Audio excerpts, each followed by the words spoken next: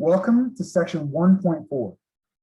We're going to continue to build on what we talked about in terms of vector equations in section 1.3 by talking about what's called the matrix equation. Now, this is a little bit deceptive because we're not really going to get into matrix operations about how to add, subtract, and multiply until chapter 2. But this idea will actually carry over and help you understand a little bit more about a different way to view these matrices. All right, so the matrix equation, we're going to get to that. What are the properties of matrix vector product and some examples? So matrix equation. So if I have A is a matrix and X is a vector, you can look at it as all the columns are vectors, and I'm multiplying that by a single vector. Well, what this results in is x1 times all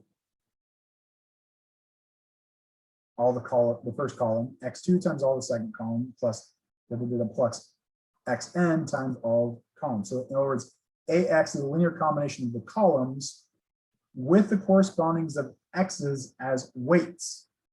So this is where linear combinations, we are going to leverage them and turn them into something. So all these things are looking at the same problem from a lot of different viewpoints. Now, the reason we do it, just real quickly, is because there's different times where we apply these things and use them differently. So one definition doesn't really give us the power we need to help us. Now, AX is defined only if the number of columns is equal to the number of coordinates of X. That's a key thing. So remember, how many columns? It has to be equal to the number of elements in Xn. So let's take an example. Here I have 1, 2, 3, 4, 5, 6, that's my matrix A, and X is X1 and X2. So literally what this is going to be is X1 times column 1 plus X2 times column 2, and then we can scale those and add them together, and you get x1 plus 2x2, 3x1 plus 4x2, and 5x1 plus 6x2. Notice this is a vector with 3 components. We had 3 rows in our first matrix A. This will become important later, hint. All right. Now, this gets into something called a dot product. So if I have 2 vectors, V and U, the dot product, and when you're taking Calc 3, this should be familiar, the dot product is the sum of multiplying corresponding components.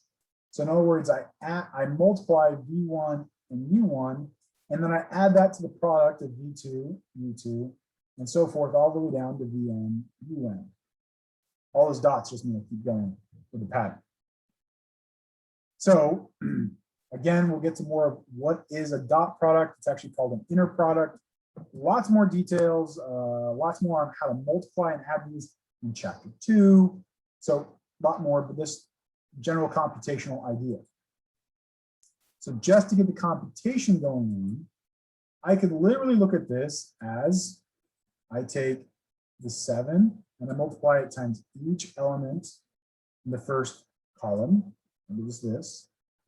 Then I take my 8 and I'm going to multiply that to everything in the second column, which that product will give me here. And then I do all that multiplication and addition, and we end up with a final answer of 23, 53, 83.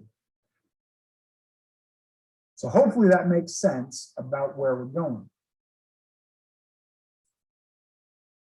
All right, now the equivalence of solutions is kind of a critical part of this.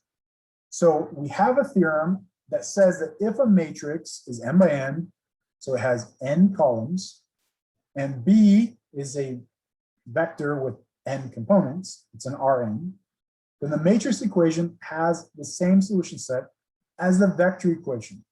So this is why the matrix equation and the vector equation are the same. And we use them. As it turns out, that's the same solution set, remember, from section 1.3 as the augmented matrix. So we have 3 different ways to represent the same problem. All right, come back in the next video and I will go through some examples of how to do that exactly.